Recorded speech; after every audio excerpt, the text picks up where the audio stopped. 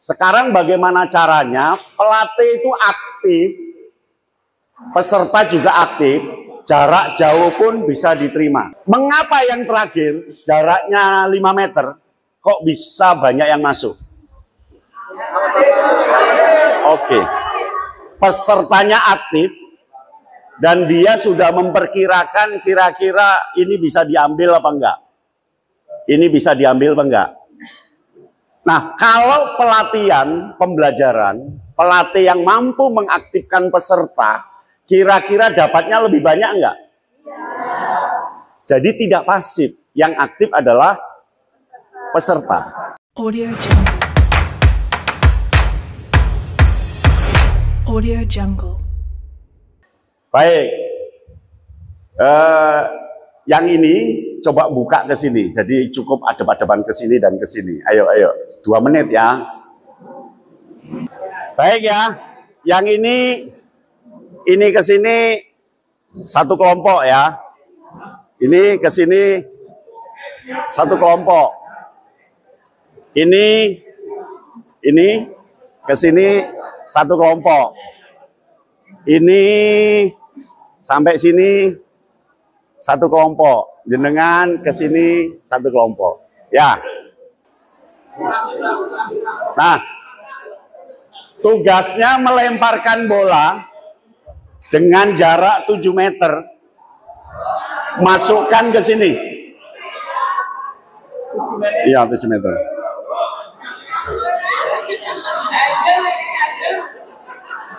Perkirakan dengan pikiran hati Anda, 7 meter setelah melempar yang depan ini segera ke belakang.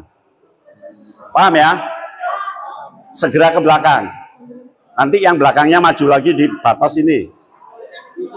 Siap? Mulai. Ya. Terus ke belakang. Terus. Aduh. Terus. Terus. Terus. Dari sana ya. Terus. Terus. Terus. Terus.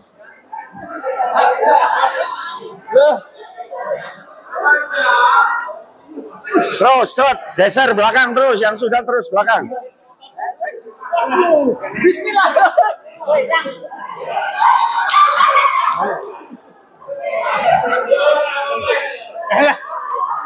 Terus ke belakang. Terus.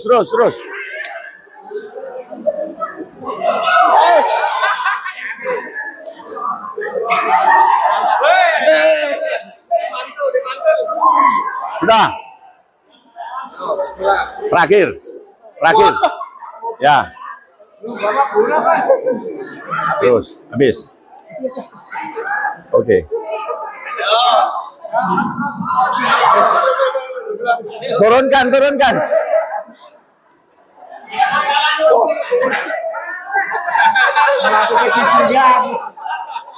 Cukup. Coba perhatikan. Halo. Mengapa jarak 7 meter tidak ada bola yang masuk?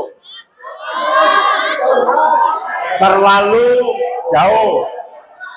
Tapi di balik terlalu jauh, inilah yang namanya ilmu paradok panah. Paradok panah itu, karepe itu nyampe, tapi kenyataannya maklutik. Ya. Nah, di dunia pelatih itu akan terjadi paradok panah. Maksudnya memberi materi dengan tujuan A, tapi realitasnya klutik. Karena terlalu jauh. Paham ya? Karena terlalu jauh. Emosimu, batinmu, nafsumu, ambisimu masuk. Kenyataannya maklutik, pleketek, jeleketek. Paham ya? Jadi pelatih tidak boleh paradok panah. Namanya paradok panah, tidak boleh. Berarti ada sesuatu yang salah. Kareping kok KMD tak gawe ngene, tak gawe ngene, tak gawe ngene, karena salah strateginya, salah metodenya, maklutik. Paham?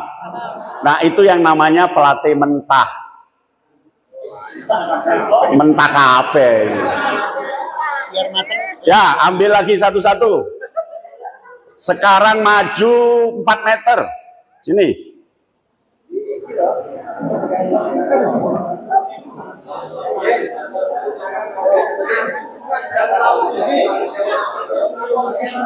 Siap? Ya, sini. Dah cukup sini, cukup. Cukup sini. Siap ya? Ini kok masih ada bolanya? Ada yang belum dapat?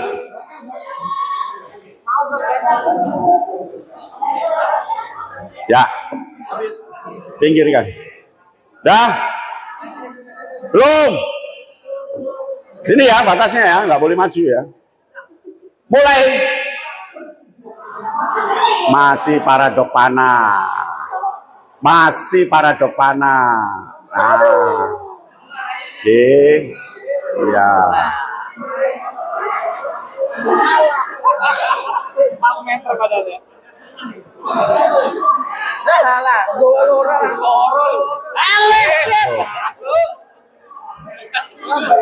Kipas.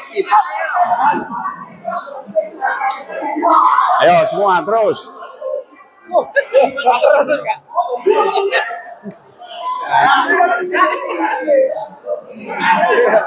Nggak usah maju sini. Ya, orang bismillah ini. Bismillah ini. Ya Allah, turun. Oh, ya Allah. Ini ranjaunya nggak boleh.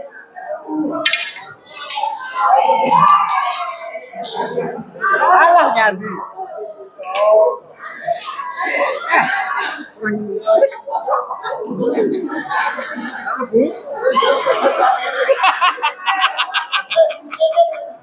Mantap kan? Cukup. Oh, nafsu terarah. Cukup. Saya penasaran nggak? Saya penasaran. Baik, cukup ya. Nah, ini maksud hati dengan kenyataan meh. Namanya paradok Arkiles. Tahu Arkiles? Arkiles itu tungkak. Jadi paradok Arkiles itu maksudnya mau nendang pakai kaki depan, tapi justru kena tungkak. Iki wis nyerempet. Peserta kalau KMD itu antara ngerti sampai enggak. Ngerti sampai enggak. Ya. Iki naik KMD itu gimana? Paham tapi setengah ngerti ya. Ini pelatih wis kemampu. Ya. Halo. Nah, sekarang jarak 1 meter. Maju. Nah, sini ya. 1 meter. Iki nek enggak mlebu bosok.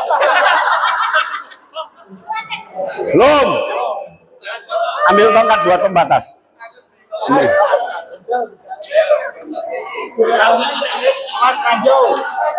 Siap ya? Tunjukkan kebesaranmu. Siap. Mulai. Nah, terus. Ya.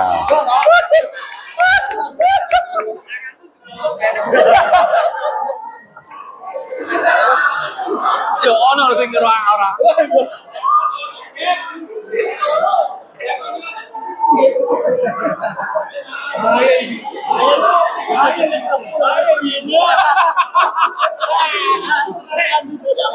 Nggak masuk. Misi. Nah, iya. Sejak senti.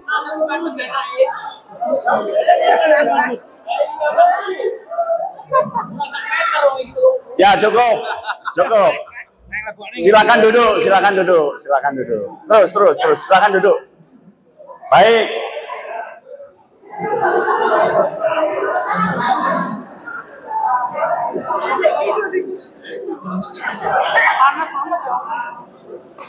Pertanyaannya, mengapa jarak 1 meter bisa masuk?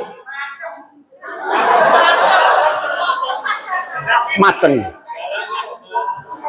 Karena pelatih melihat dari dekat siapa pembelajarnya, melihat dari dekat tujuannya dioperasionalkan, melihat dari dekat mediumnya. Jadi kalau jadi pelatih itu lihatlah dari dekat siapa yang belajar, tempatnya di mana dan bagaimana dalam jarak 1 meter masuk semua. Tetapi model ini adalah model pelatih sebagai penguasa. Peserta sebagai yang dikuasai. Pelatih aktif, peserta pasif. Tidak seperti itu. Oke. Sekarang bagaimana caranya? Pelatih itu aktif, peserta juga aktif, jarak jauh pun bisa diterima. Oke. Bisa? Oke. Sekarang pegang. Mana tadi? Ya, pegang. Tuh, 1. Nah, ini kelompok 2 tadi mana? 1 sini.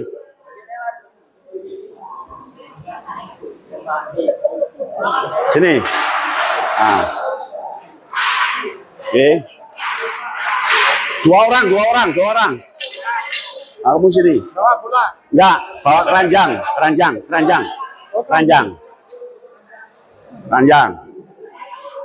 Ini 1 sini. Mana tadi? Nah, sini. Bawa keranjang lagi 1. 1 sini. Wakil kelompok ini tadi. Sini. Kamu yang lempar sana. Sini. Kamu ambil keranjang. Keranjangnya sini semua. Kamu yang lempar di situ. Ini 2 orang juga lempar sama bawa keranjang. Ini 2 orang lempar sama bawa keranjang. Yuk, siapa? Nah.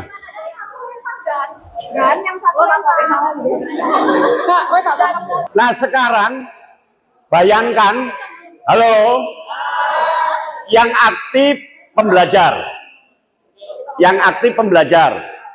dengan kondisi tertentu, dengan aturan tertentu, dengan norma tertentu, Anda menciptakan yang aktif pembelajar. Ini pelatihnya, jaraknya 5 meter, coba sini. Nah, dari jarak 5 meter, kira-kira tujuan sampai enggak? Sampai, karena yang pembelajar yang aktif. Ya, coba 1. Nah. Ya.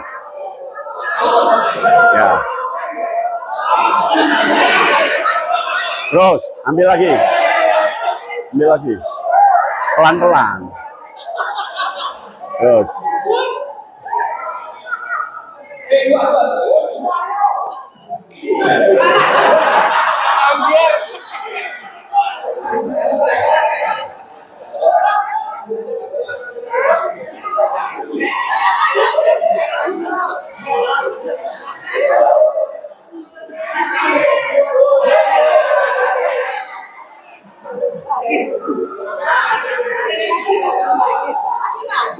Oke. Cukup. Halo. Cukup. Letakkan. Mengapa yang terakhir jaraknya 5 meter kok bisa banyak yang masuk? Oke. Pesertanya aktif dan dia sudah memperkirakan kira-kira ini bisa diambil apa enggak. Ini bisa diambil apa enggak. Nah, kalau pelatihan, pembelajaran, pelatih yang mampu mengaktifkan peserta, kira-kira dapatnya lebih banyak enggak? Jadi tidak pasif, yang aktif adalah peserta. Coba lihat, berapa itu dihitung? Dapatnya berapa?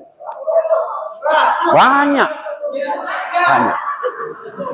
Nah, sekarang bagaimana mendesain sebuah pelatihan yang pesertanya ini 100% aktif.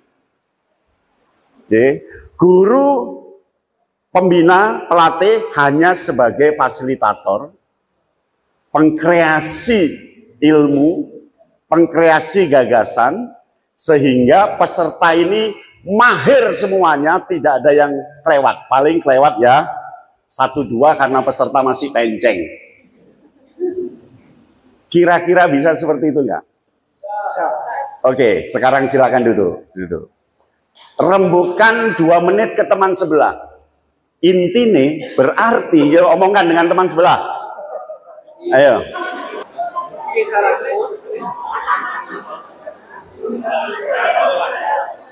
Sudah? Siapa yang mau merefleksikan? Simpulan saya, ya. Berdiri.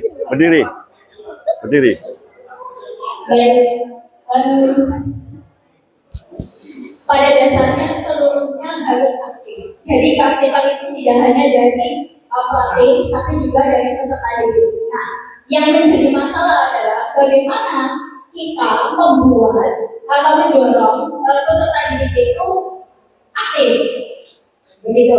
Maka tentunya kita akan memberikan semua kegiatan tersebut dengan metode interaktif, metode pembelajaran interaktif yang memang sudah kita pelajari.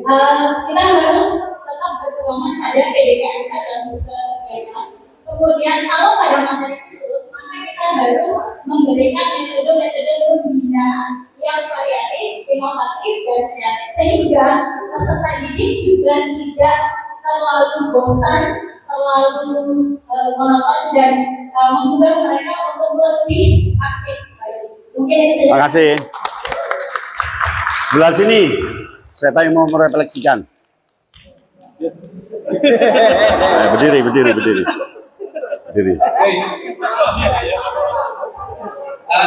Yang harus dipahami, kita harus memahami peserta terlebih dahulu. Selain itu, metode pembelajaran harus tepat. Ketika tidak tepat, sehingga timbal balik apa yang diberikan oleh pelatih pada peserta yang tidak akan bisa komunikatif. Dan diharapkan dari metode pembelajaran ini tentu bagaimana seorang peserta didik mampu menjalankan instruksi dari pelaku dengan baik, dengan mempunyai karakter tekatan, fokus, konsentrasi yang tinggi. Begitu kira-kira. Sip. Tepuk tangan. Diomongkan mudah, tapi nggak tahu nerapkannya ya. Nggak apa-apa. Ayo sini siapa? Kelompok yang sebelah sini tadi. Ya.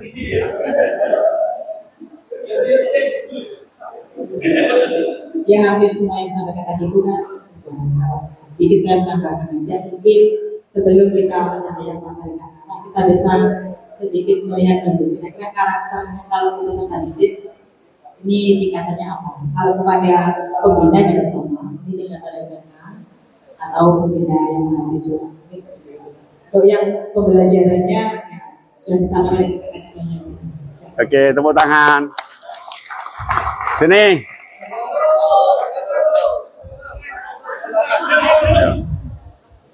Terima kasih. Mohon izin Kak. Berkaitan dengan kegiatan yang barusan, bahwasanya sebagai pelatih tentunya kita harus mengerti bagaimana karakteristik dari pembina anak kita asuh sendiri. Yang pertama, karena tiap seseorang tidak akan sama karakteristiknya. Apakah dia seorang pendiam, kemudian aktif, atau hiperaktif justru. Kemudian yang kedua, kita tentunya dengan adanya permainan seperti tadi, selayaknya kita juga memahami kemauan atau berkomunikasi yang disampaikan dari guru sebelah tadi. Untuk komunikasi bagaimana sebagai seorang pelatih tentunya bisa memberikan umpan balik kepada yang dilatih dengan harapan apa yang kita maui juga si anak didik ini juga mengerti kemauan kita. Setidaknya apa yang kita mau nanti minimal 50% dia sudah mengerti dan paham kemauan dari si pelatih. Dan juga tentunya harus diperbanyak dalam hal berkomunikasi sehingga kita tahu kekurangan dari diri kita sendiri, kemudian sebagai pelatih, yang kedua juga kita tahu dan mengetahui kekurangan dari anak didik kita sehingga sama-sama tujuan kita tercapai. Terima kasih. Oke, tepuk tangan. Satu lagi terakhir kelompok sini, siapa? Ya. Oke, sebelumnya yang pertama kita melihat dulu audiensnya atau pesertanya. Jadi kita lihat dulu kalau pesertanya nanti dari pihak umum, berarti otomatis dari usia sudah tahu teknologi yang sedang berkembang. Kemudian apa yang mereka minati.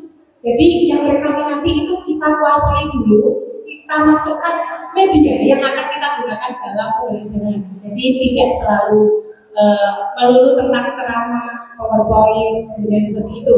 Seperti yang dilakukan oleh Kak Suyama tadi, menggunakan media yang memang kita sudah mengenalnya. Kemudian media itu dijadikan sebagai sarana atau fasilitas kita dalam memahami materi apa yang akan kita pelajari. Jadi media, audiens, kemudian keterampilan kita itu sangat penting dalam penjelasan materi ketika melatih.